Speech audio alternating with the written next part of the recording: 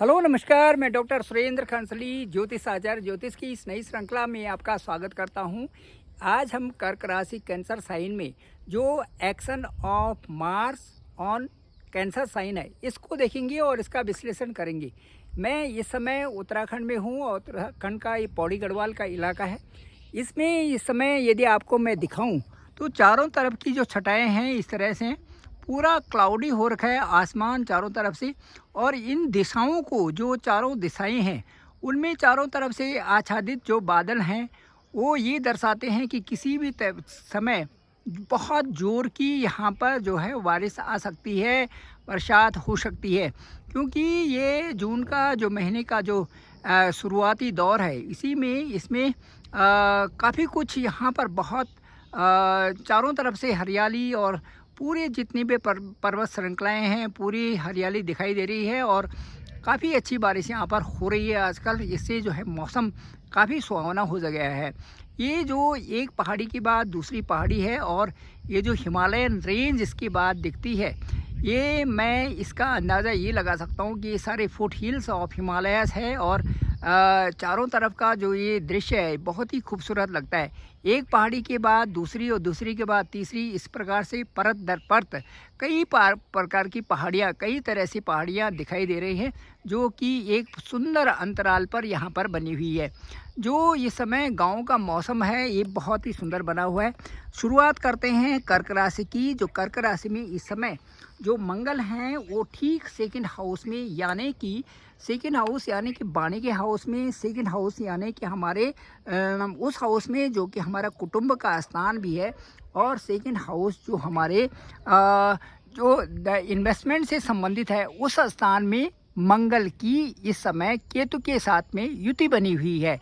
कर्क लग्न से यदि हम देखते हैं तो सेकंड हाउस में मंगल का बैठना और वहाँ पर केतु का बैठना कई प्रकार से ये दिखाता है कि वहाँ पर हमारी स्ट्रांग विल को वहाँ पर परेशानी होती है। वहाँ पर इंडिविजुअली हमारा अपना जो पोटेंशियल है वहाँ पर हम स्ट्रांग सेंसेस में नहीं दिखाई देते। और कई बार ऐसा भी लगता है कि जो मेटेरियलिस्टिक टेंडेंसीज़ हैं उनमें भी कुछ हद तक ऐसा लग जाता है कि जो वो बहुत अच्छे तरीके से आगे नहीं बढ़ रहे हैं। फैमिली का भी स्थान ये होता है, इसके साथ साथ में स्पीच और साथ साथ में यहाँ पर मंगल और केतु के कारण कुछ एग्रेशन और कॉन्फ्लिक्ट्स भी यहाँ पर बन जाते हैं। इसके साथ साथ में जो शनि और मंगल का जो षडाष्टक योग है, मंगल जहाँ पर बैठे हुए हैं सेकंड हाउस में, वहाँ से शनि ठीक आपके लक हाउस में है जो कि ठीक अष्टम भाव वहाँ से है। ये एक षडाष्टक योग इसमें बना हुआ है। शनि का भाग्य स्थान में बैठना, यहाँ पर आपके फॉर्च्यून हाउस में बैठना, यहाँ पर ये बताता है कि कुछ चैलेंजेस भी हैं और कुछ ब्लेसिंग्स भी आपके साथ में बनी हुई है। शनि का स्वभाव धीरे धीरे करके ऊंचाइयों तक ले जाना होता है। उसी तरह से जनरली कह सकते हैं कि ये रिप्रेजेंट करता है डिसिप्लिन को, आपके कार्यों को, और इसके साथ साथ में जो रिस्पॉन्सिबिलिटीज़ हैं और जो इमिटेशंस हैं इनको, इसके साथ साथ में जो आपकी जो बिलीव्स हैं, जो आपकी फ़िलोसॉफी है, इसको भी आपका जो भाग्य स्थान इस यहाँ से प्रदर्शित करता है। इस समय जो षडाष्टक योग बना हुआ है ये बहुत शुभ नहीं है। इसमें क्या होता है कि द्वंद्व, छोटी छोटी बातों में उलझना, और इसके साथ साथ में कई सारी परेशानी कहीं से भी आने शुरू हो जाती हैं।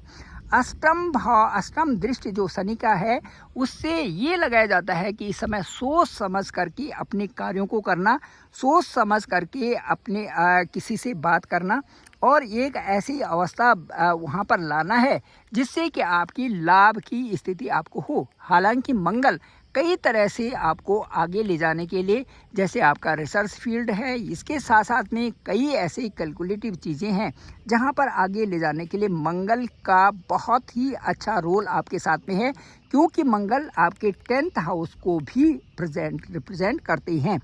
अब मैं ये कहूँगा कि सेकंड हाउस में यदि मंगल और केतु बनते हैं, यहाँ से कई लोगों के साथ में कुछ समस्याएं भी बन रही होंगी, गलत संगति भी बन रही होगी, जुआ खेलना, गलत सामने जाना, गलत लोगों के साथ में एक्ट करना, गलत प्रवृत्ति बनाना, ये भी मंगल और केतु सेकंड हाउस से ले आते हैं, जिनको हम कहीं ना कहीं से कुछ परेशानियाँ आना कहते हैं।